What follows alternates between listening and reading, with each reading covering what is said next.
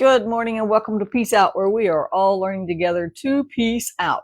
I'm trying to peace out. This microphone wasn't working. I gotta get my other microphone set up. We will figure this thing out, won't we? Yes, we will. So I've got some.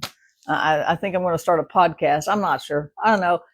I'm real flaky, and I'm just going to be real open and honest. Some days I get up and go, I just want to quit everything. I don't want to do nothing. And then some days, but then I'm like, I just can't not do anything. So I'm like, I'm not going to write. I don't want to talk. I don't want to do peace out. I don't want to, I go through these moods, right? But here we are, and we're still going to talk about God's peace. We're going to talk about all that he's given us. We're going to talk about how to peace out in a world that has freaked out. That's really what this is all about. That's where it's all started. The world was freaking out, and rightly so. No condemnation, right? Rightly so. The world was freaking out, and we said this time to peace out. And we're still piecing out 5 years later, over 5 years now. So I started something new. 2 weeks from tomorrow night, I'm going to start some classes on Thursday nights, Bible study classes. And our first class is going to be on the making of a leader. You can get this book on Amazon for $15. So the print version, I think the Kindle version is $10, I think $9.99. Or if you sign up for the class for $25, you get the 6 live class sessions, and then you'll be in a private group for Making of a Leader attendees, and you get this ebook for free with it. When it's not really for free, right? You can't really say you get it for free because you're paying for the class. So it's just $25 for the whole class for the 6 weeks. And then after we finish this book, I got another one we're going to do, but I'll save that announcement for later. So go sign up. Go sign up. We look on my wall. Matter of fact, I'll go pin it to the top of my wall. Maybe here in a little bit, when we get done. I'm not going to do it right now. Bye. No. But go sign up for this class. It's going to be fun. It's going to be, it's not your typical Bible study. Trust me, with me, nothing's typical. It's just not going to be, right? So, make sure that you go sign up for that class. And there's other things in the works, but you'll have to hold on to find that out. So today, we're still talking about the armor of God, and I'm enjoying it, and I hope that you're getting something out of it too, right? So we've already talked about putting on God's armor, not our armor, and it's because we have covenant with God through the cross. The blood of the cross is the blood of a new covenant that God made with us. It doesn't do away with the old covenant. It fulfilled the old covenant, and now we have a new covenant with God through the blood of Christ, right? He wrote it over on our hearts instead of tablets of stone. He wrote it over on these sometimes stony hearts, right? And so because of that, we have God's armor, because we share armor when we share them. He says, I'm going to take care of your enemies. We're going to fight the same enemies. We're going to have the same friends, right? Because we're in covenant.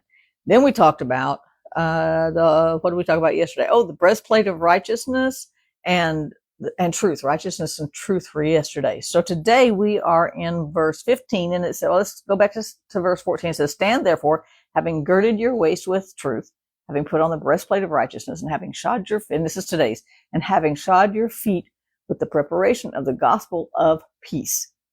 Peace out. How appropriate, how fitting, right? We're talking about peace out. We're going to put on the shoes, the good news of peace. So I thought about that a little bit. I was like, why does that go on? Why does God's peace, the good news that God made peace through the cross, why does that go on our feet? And I thought of two things. One thing is, everywhere we go, we are declaring that God's peace reigns right there. We cannot go anywhere that God's peace doesn't reign. Now, it's up to whoever's in our here to let that peace reign, to acknowledge his peace, to live by that peace, to enjoy that peace. But we can't go anywhere that the Prince of Peace isn't still the Prince of Peace. The King of Kings isn't still the King of Kings. And so as I was thinking about it, I thought of the familiar scripture. We used to sing this one back in the day. But in Isaiah 52:7, it says this. It says, how beautiful on the mountains are the feet of him who brings good news, who proclaims peace, who proclaims glad news, good tidings, good things, who proclaims salvation, who says to Zion, your God reigns. When we go someplace, we did not leave God at home. If we go to work and we have a horrible job, the Prince of Peace is still there. We can have peace in that horrible job, or we can not have peace in that horrible job, right? And that doesn't mean it makes it any easier. It's just that we're not doing it alone. We can't go anywhere that we're not, when we let God have the rule of our hearts, we live our lives by that rule. We live our lives wrapped in that peace because we have the Prince of Peace in us. The Prince of Peace, the angels declared, peace on earth. And then he said before he left, I'm leaving my peace with you. We can't get away from his peace. We can choose not to live in that peace. We can choose, and that doesn't mean bad things aren't going to happen. It doesn't mean that, I was reading 2 different stories this morning. I was reading Nehemiah chapter 5, and the people there were really oppressed.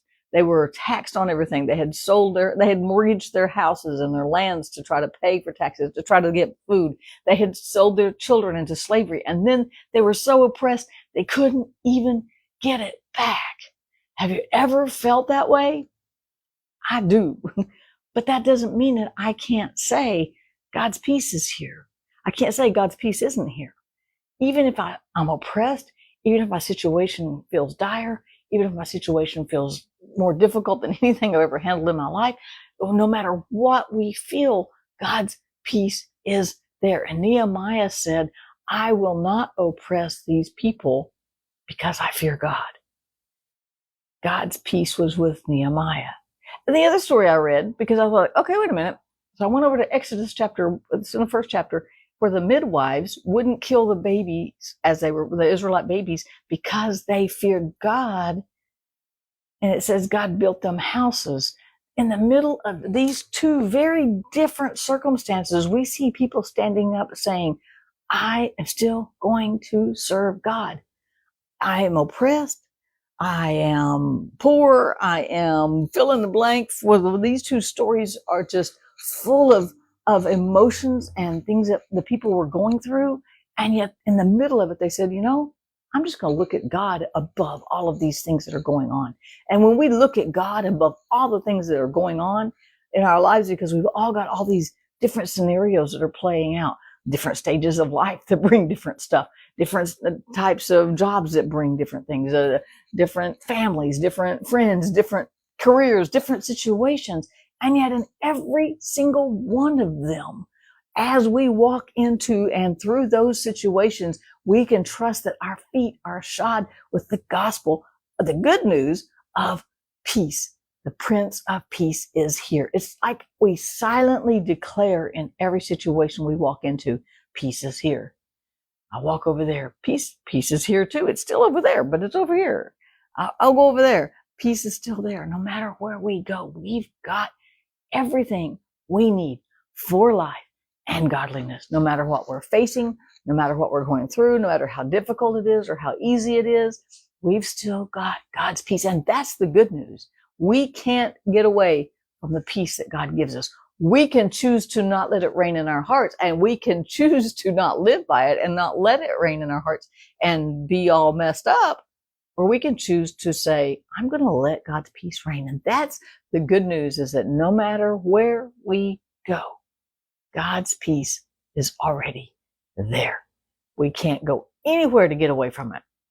We can't go anywhere that we can't say, the Prince of Peace reigns here. The Prince of Peace reigns here. The Prince of Peace reigns here in me too.